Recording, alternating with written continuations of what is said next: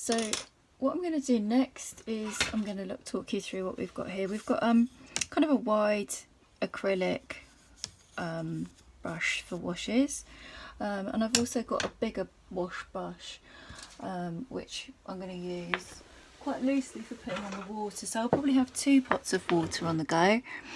One for just wetting down the paper, so this one I'm going to use for that, and then I'll probably bring in some colours. So let's have a look. We've got a lovely kind of like sage green here, so what I think I might do is have a little go at mixing that. My lovely messy palette here, I've been using a lot of copper recently, so I've got a bit of lemon yellow and I've got that kind of leaf green, like a light green there, and I've got a bit of ultramarine and a bit of white. So ideally it'd be nice to have a better palette than this, but I'm just going to take a little bit of the green because that's the sort of strong colour there, and then bring in just a little bit of the yellow and just see whether we can kind of just create this kind of sagey colour. I think we're going to need to put in possibly some red tones here. So what you can do is you can use a bit of paper or a scrap of paper or the edge of your paper to just try these colours out. The important thing about watercolours is you want to be very light first, so you don't want to go in with darker tones, but you do want to try and mix the colours that you see. I saw a really nice tutorial where somebody was actually holding up, they were using a little bit of watercolour paper and actually holding it up right next to the image of what they had in front of them, and just checking that they got the colour on it exactly right, and they'd started off with a really pale colour. So this is probably too brown now. Yeah, it's too brown. So we got a very tiny bit of that. Just to knock it back. Let's just see, we don't want it very brown. We kind of want, but we don't want a very cold green.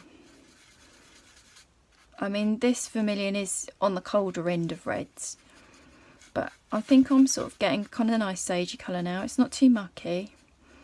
I'm going to put a bit more yellow in it, put plenty of yellow in it. I'm sort of getting towards it now. And I want a fair bit of this for a wash, so I think I'm going to have all this to hand here. Maybe a little bit of white in there just to lift it. That's probably a bit too much actually. I think I'm actually getting quite close to it there. It is a sagey colour, that. A bit more yellow.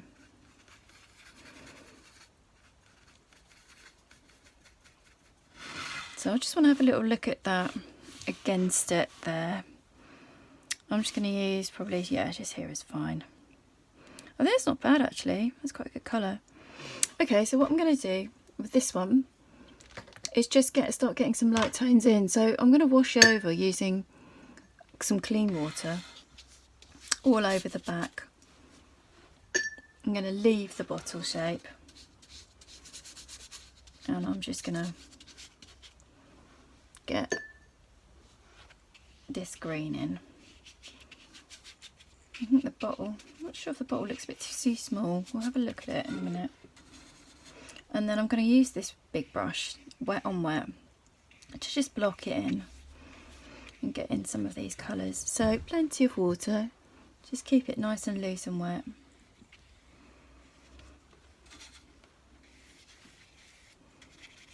Just if I can get rid of that little tester there.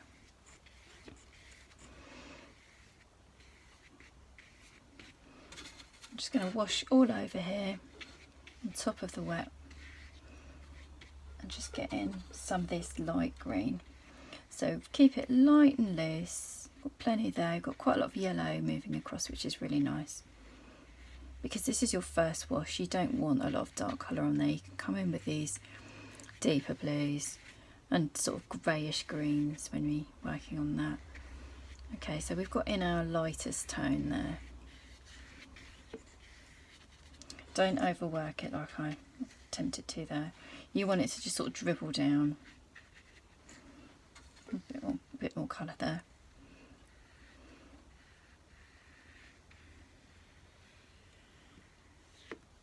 There we go. It's a lovely loose light wash. Okay, so you probably want to have a little bit of like a yellow ochre for the bowl.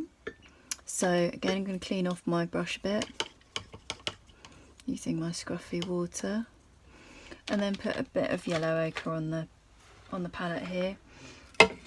It's hard to keep everything in shot, to be honest. Let's just pop a little bit on the palette and then just wash over. I think what I might do is have this warm wash of ochre all over and just use it neatly.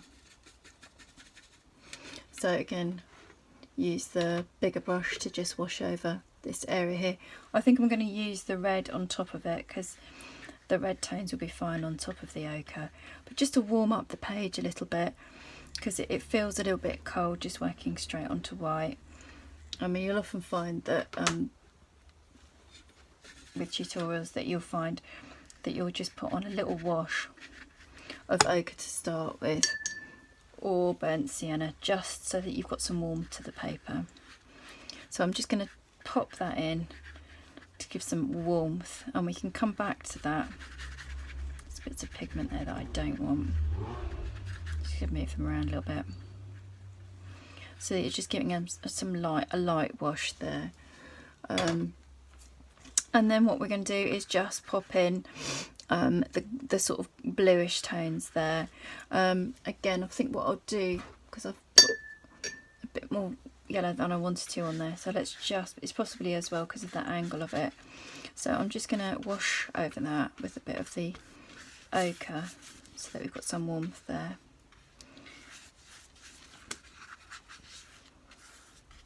And then I'm just going to pick up and mix up a little bit of the blue, so that I've got a blue ground. So what we've done, we've got some of the fundamental colours straight in there. So I've got kind of a bit of white and a bit of ultramarine, and again hoping to use the cleaner water there. It's possibly a bit white, but that's fine, having it a lighter tone. So what I'm going to do, because that's still quite nice and wet, is to just drop in that blue. Now what I want to do here is perhaps leave some little bits of white. You could probably drop these in using some masking fluid if you really wanted to, keep them really bright for the fabric, or you could just use the edge of a candle if you wanted to. But what I'm going to do is just put in some it's a little bit greenish, this blue, because I've picked up a little bit of green, but I think that's fine. And I'm just knocking in some background tones so that we can let those dry, bringing it right down. I'm sure fine shot now, but bring that right down so that you've got some tone on there, and then you can start working in with your darker tones. So wet on wet, loose, light, with a bit of a darker blue there, because it's so greenish. I really wanted to have probably a more strong blue, but because I've put it on my palette, I picked up. So I just want to just drop in some little bits of darker blue there, just so that you've tonally got something to work again. That's kind of a light that's going to come, that you can work on top of, and it is quite strong there, and it's quite nice to have this wet on wet, this looseness to it. Just put in some of the slightly darker blues while it's still wet, so that you've got that looseness happening. You haven't got hard edges that you're going to get when you use a glaze on top. So let's just keep that loose and wet. There we go, just very light and loose. There we go. Okay, bit darker over here. I think we're going to leave that as it is, ready for the next tone. There we go.